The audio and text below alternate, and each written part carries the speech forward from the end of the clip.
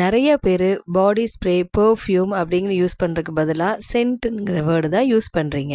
Send வாங்கிட்டியா, send அடிச்சிட்டேன், இப்படி தான் யூஸ் பண்ணுறீங்க. ஸோ அதே சென்ட்டுக்கு 3 மீனிங் இருக்குங்கிறது என்னென்னு இப்போ பார்க்கலாம்.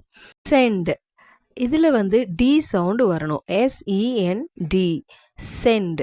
சென்ட் அப்படின்னா அனுப்புறது. ஒரு எக்ஸாம்பிள், உங்கள் ஃப்ரெண்ட்ஸ் வந்து மெசேஜ் சென்ட் பண்ணு அப்படின்னு கேட்குறீங்க இல்லையா, அந்த இடத்துல send me a message. Send present டென்ஸில் யூஸ் பண்ணணும், நிகழ்காலத்தில் நம்ம யூஸ் பண்ணுறோம்.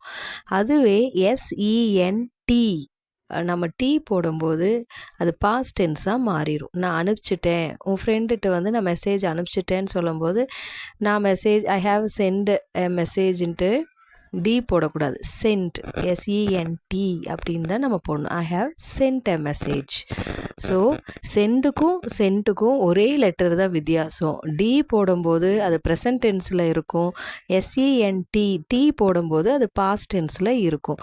அதுவே SCENT சென்ட் அப்படிங்கிறது அது ஒரு வாசனை பொருள். பெர்ஃப்யூம், பாடி ஸ்ப்ரே சொல்கிறோம் இல்லையா, பெர்ஃப்யூமை தான் நம்ம வந்து சென்ட்டுன்னு சொல்கிறோம். ஸோ இந்த சென்ட், சென்ட், சென்ட் இந்த 3க்கு வித்தியாசம் தெரிஞ்சதுன்னு நினைக்கிறேன். பிடிச்சிருந்தா லைக் பண்ணுங்கள், கமெண்ட் பண்ணுங்கள். உங்களுக்கு இப்போ நீங்கள் ஒரு கமெண்ட் பண்ணிவிட்டு அது சென்ட் வருமா சென்ட் வருமான்னு சொல்லிவிட்டு கமெண்ட்டில் பண்ணுங்கள். தேங்க்யூ.